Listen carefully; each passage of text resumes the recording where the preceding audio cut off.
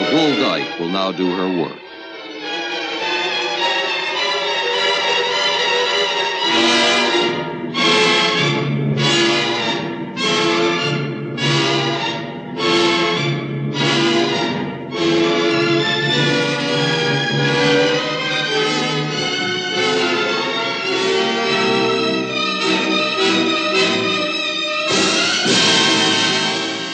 The dyke never feels remorse or shame for what she has done. To her, it's another conquest, one to be remembered for a short time and then forgotten. Soon the party will be over, and she'll return to the heterosexual world that she so violently rejects.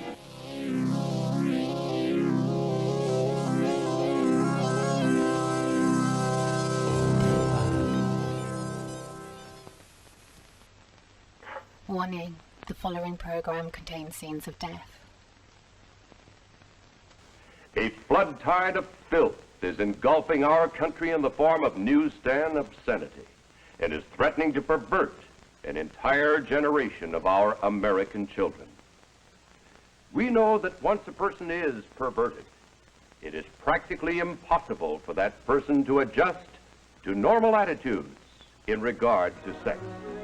Then during lunch, Ralph showed him some pornographic pictures.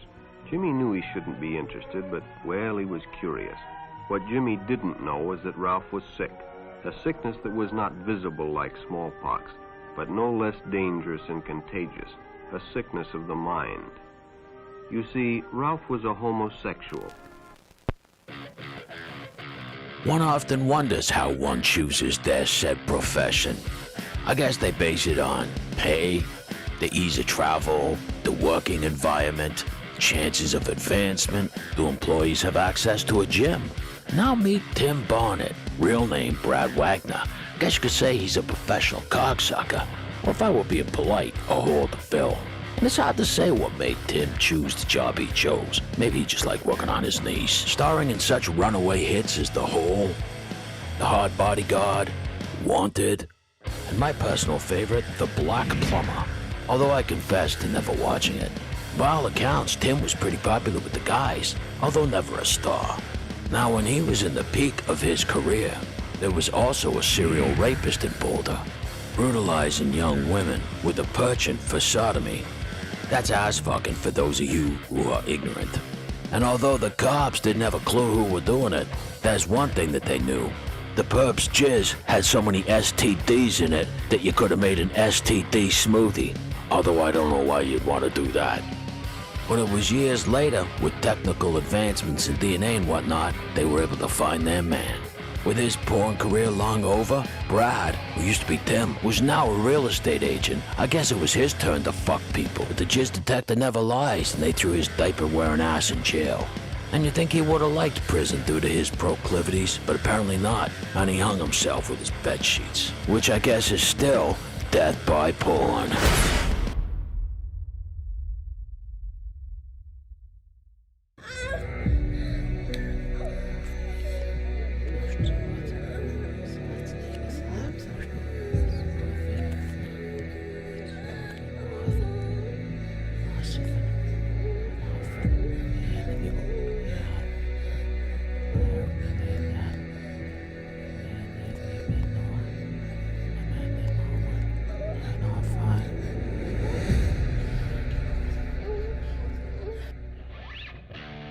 Meet Billy Glide, known in the business as the Python. Woo, doggy!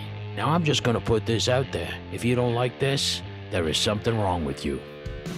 Now I guess when it comes to how Billy met his demise, it's a cruel irony.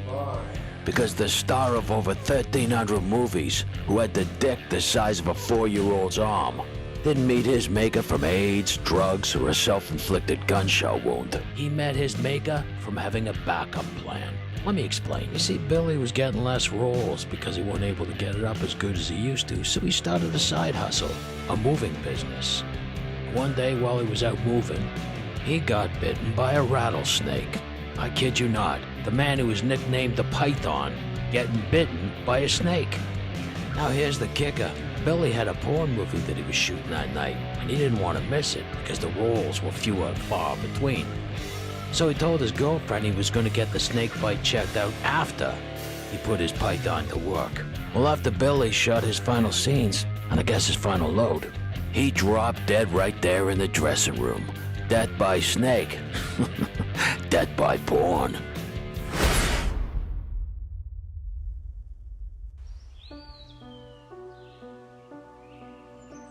I guess sometimes when you've got everything, it's hard to see that you've got everything, and you want more.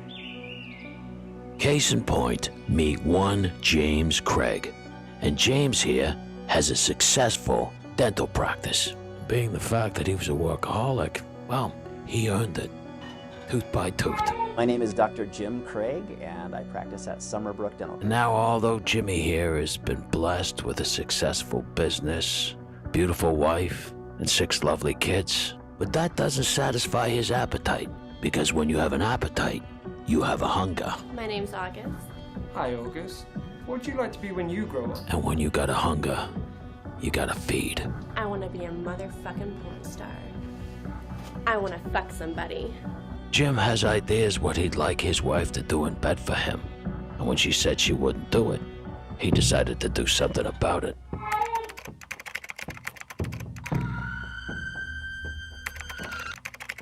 It really is good to see that Google and YouTube are keeping the community safe. I bet that Angela Craig never realized that not taking it up the ass would be so painful.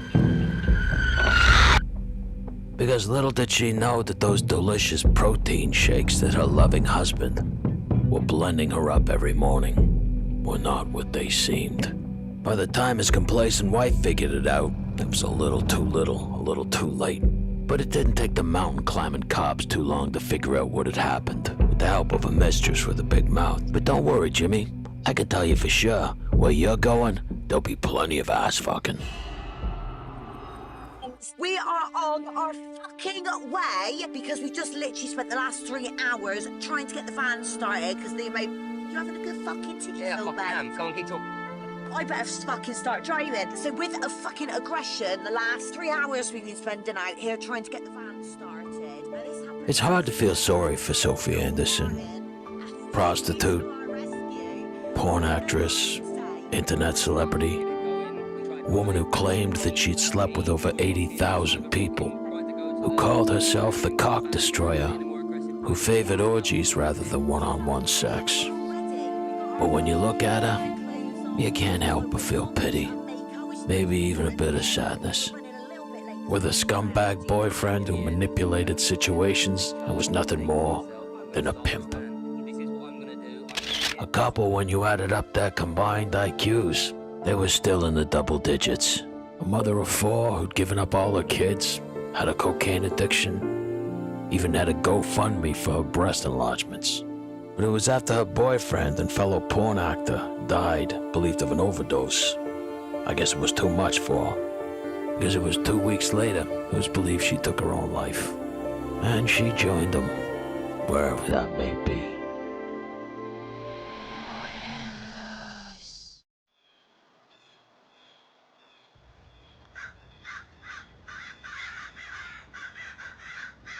When anybody's murdered, it's a tragedy. But when a child is taken in a brutal fashion and horrific things done to them, we wince at the mention of it, as if it were our own child, or a child that we know. Being privy to that information leaves us vulnerable, and the people we love. Meet 14-year-old Victoria Sokolova.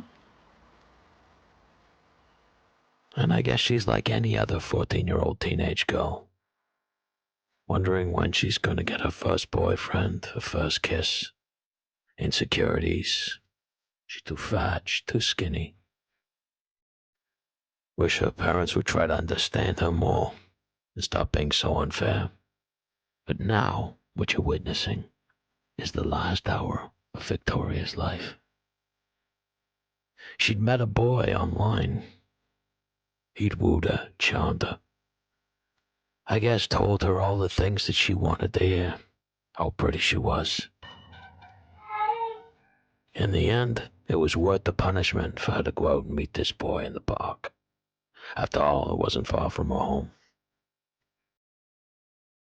After all, she was 14 years old. She wasn't a child anymore.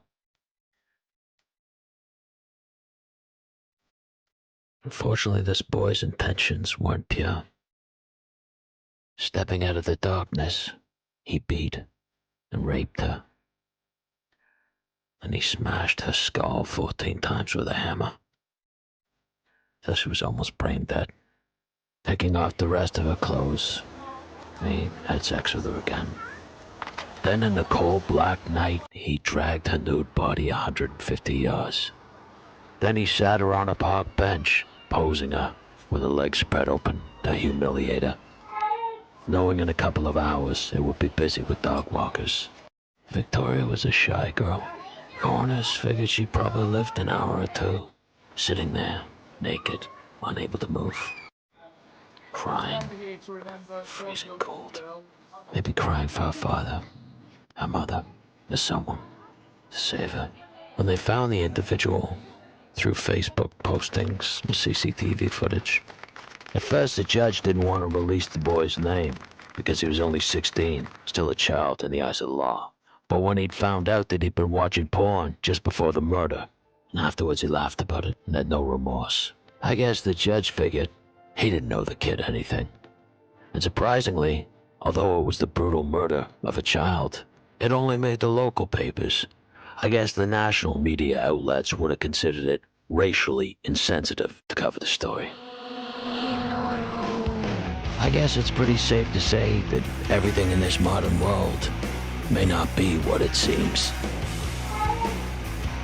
And that's even more so in the world of porn. Case in point, meet one Angelina Please. Apparently the trans adult performer was making big waves in the Vegas porn scene. But when she didn't show up for work, friends got worried and went around and checked.